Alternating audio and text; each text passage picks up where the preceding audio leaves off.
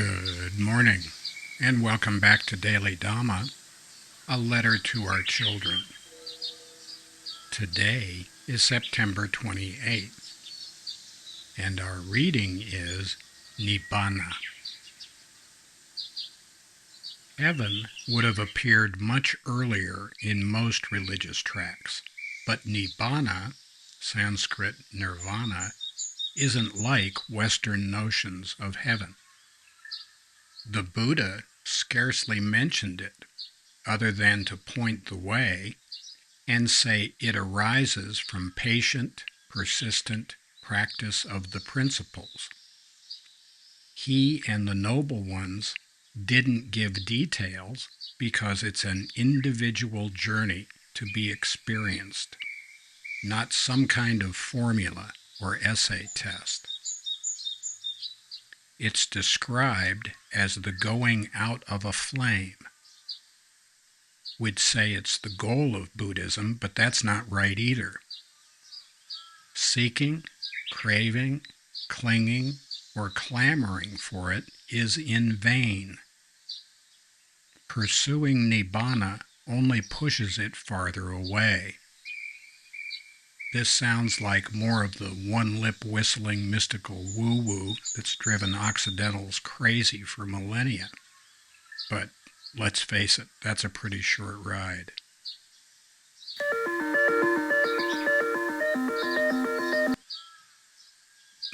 Before we hear anything from people we weed up about calling someone an Occidental, Occidentals are Westerners, just like Orientals are Easterners.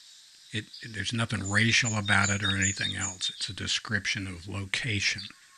It's like saying Western and Eastern, except using different words. So let's put that aside for a minute.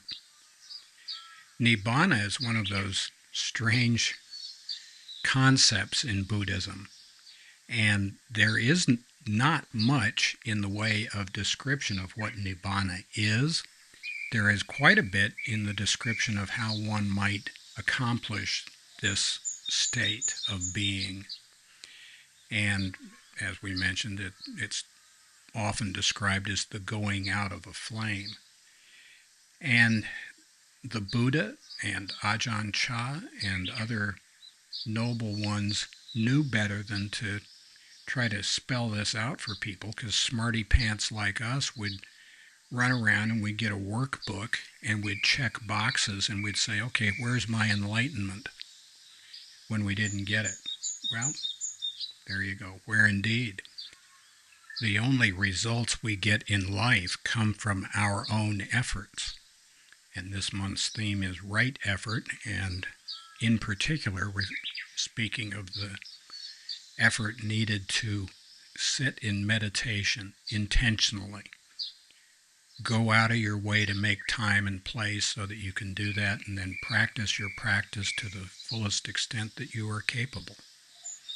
And we don't expect any kind of blinding flash of light or a burning bush or anything else, but we can see the difference in our life when we practice our practice, and we can really see the difference in our life when we don't.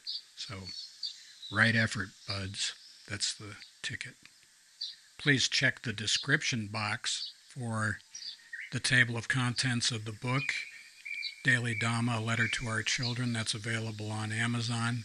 There are also the 10 playlists for this channel, and you can take a look at those. They might help you figure out what we're trying to do here. And happy trails to you until we meet again.